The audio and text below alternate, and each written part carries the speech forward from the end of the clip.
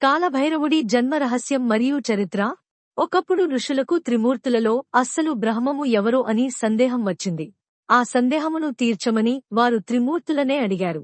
శంకరుడికి సద్యోజాత, అఘోర, తత్పురుష ఈశాన, వామదేవ అను 5 ముఖములు ఉంటాయి. ఈ 5 ముఖములతో ఋషుల వంక చూస్తూ అన్నాడు, అదేమిటయ్యా, బ్రహ్మము ఎవరని అడుగుతారేమిటి? నేనే బ్రహ్మమును అన్నాడు. అప్పుడు బ్రహ్మగారు, నేనే ఈ లోకముల అన్నిటినీ సృష్టించాను. నేనే నీ పుట్టుకకు కర్తను. నేనే ఈ సమస్త లోకములను ప్రవర్తింపచేశాను. నేనే వీటిని సంహారం చేస్తాను. నేనెప్పుడూ బతికే ఉంటాను. కాబట్టి నాకన్నా బ్రహ్మము ఎవరు? నేనే బ్రహ్మమును అన్నాడు. తరువాత పక్కనున్న విష్ణువు, బ్రహ్మ, అసలు నీవు పుట్టింది నా నాభి కమలంలోంచి కదా, కావున నేనే బ్రహ్మమును అన్నాడు. ఇద్దరికీ ఈ విషయంలో జగడం వచ్చింది. మనకి శృతి ప్రమాణం కదా, అందుకని వేదాలని పిలుద్దాం అని వేదాలని పిలిచారు. ఋగ్వేదం. అప్పుడు ఋగ్వేదం ఈ సమస్తమునకు సృష్టికర్త, ఏ మహానుభావుడు సంకల్పం వలన మొట్టమొదట నారాయణుడు జన్మించాడో, ఎవడు చిట్టచివర ఈ లోకములని తనలోకి తీసుకుంటున్నాడో అటువంటి ఆ పరమశివుడు పరబ్రహ్మము అంది.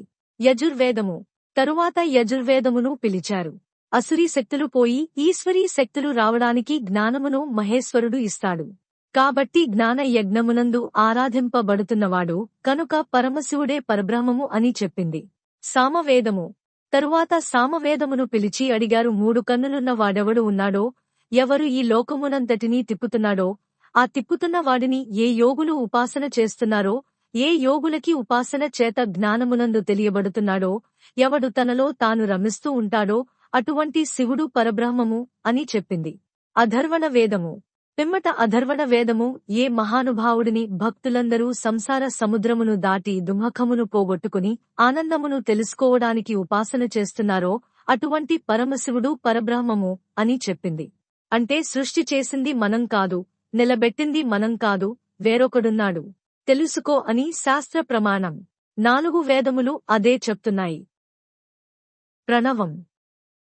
ఇప్పుడు ప్రణవాన్ని పిలిచారు.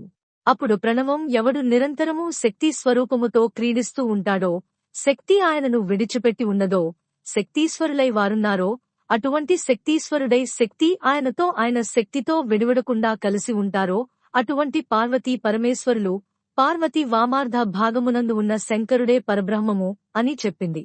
ప్రణవం చెప్పిన మాటను వాళ్లు అంగీకరించలేదు.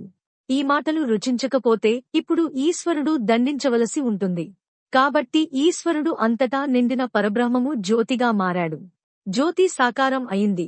సాకారమును చూసినప్పుడు విష్ణువు ఊరుకున్నాడు. కాని బ్రహ్మ, నీవు ఎవరు? నువ్వు నా 2 కనుబొమల మధ్యలోంచి పుట్టిన రుద్రుడవు. నన్ను స్తోత్రం చెయ్యి అన్నాడు. బ్రహ్మలో మార్పు రాలేదు. ఆయన దండింపబడాలి. కాబట్టి ఇప్పుడు ఆ జ్యోతి ఘోర రూపమును పొందింది. శంకర, ఏమీ నీ ఆజ్ఞ అని అడిగాడు.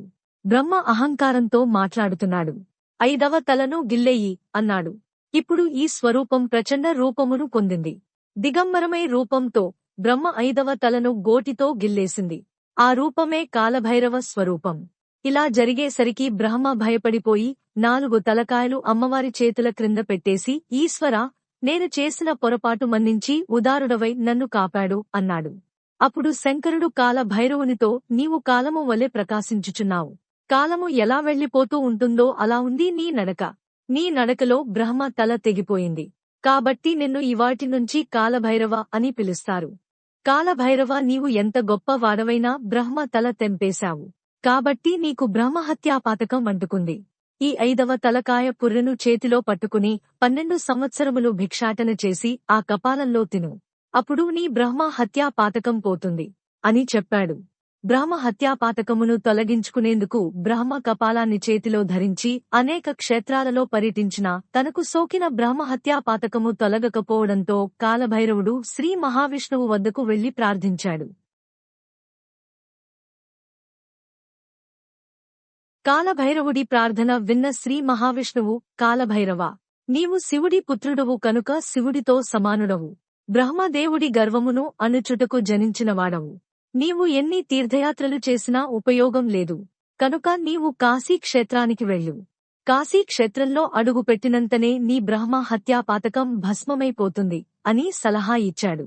దీనితో కాలభైరవుడు కాశీ నగరానికి చేరుకోవడంతోనే బ్రహ్మహత్యాపాతకం తొలగిపోగా బ్రహ్మకపాలాన్ని కాశీలో పూడ్చిపెట్టాడు.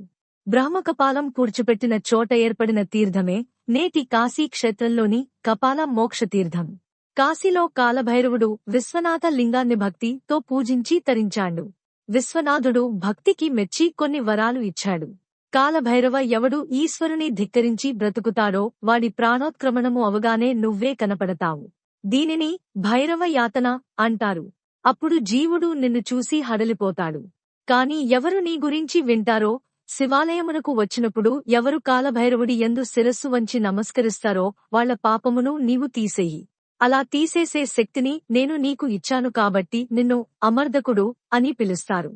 ఇకనుంచి నీవు నా దేవాలయ ములలో క్షేత్ర పాలకుడవై ఉంటావు. భక్తుల పాపములను నీవు తీసిన వాటిని నువ్వు తినేయి. నువ్వు పాపములను తినేసి వాళ్లను రక్షిస్తావు కాబట్టి నీకు పాప భక్షకుడు అనే పేరును ఇస్తున్నాను. నిన్ను కాశీక్షేత్రమునకు అధిపతిగా ఉంచుతున్నాను.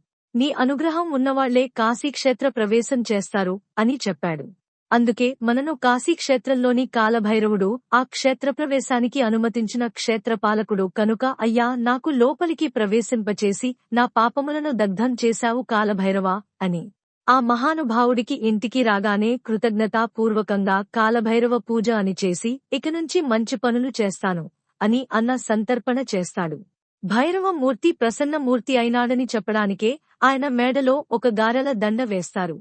కాశీ సంతర్పణ చేస్తే తప్పకుండా వెళ్లి ఆ ప్రసాదమును తీసుకోవాలి. ఇహలోకమునందు ఇప్పటివరకు ఈశ్వరుడి పట్ల తాము చేసిన దూషణల ఫలితము ఎలా పోతుందని బెంగపెట్టుకున్న వాళ్ల కోసం భైరవ యాతన ఇక్కడే తేలికగా అనుభవింపచేస్తాడు. అందుకే హరిద్వార్, ఋషికేశ్ వెళ్లిన వాళ్లు మానసాదేవి ఆలయమునకు వెళ్తే బయటకు వచ్చేటప్పుడు ఒకసారి ఒంగోండి అని ఒక బెత్తం పెట్టి వీపు మీద కొడతారు. అది భైరవ యాతన అని ఆ కర్ర టప్ అంటుంది. అక్కడితో పాపాలు పోతాయి.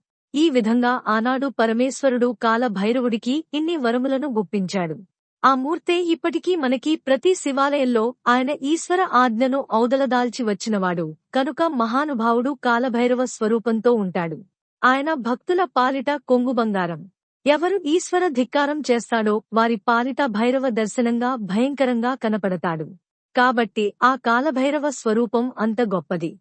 మేము కాశీ వెళ్లాము, మాకు ఇంత ఏ భయమూ లేదు అని చెప్పడానికి ఒక నల్లతాడును రక్షగా కూడా కట్టుకుంటారు. కాబట్టి ఇన్ని రూపములుగా ఆ కాలభైరవ స్వరూపం ఆనాడు ఆవిష్కరింపబడింది.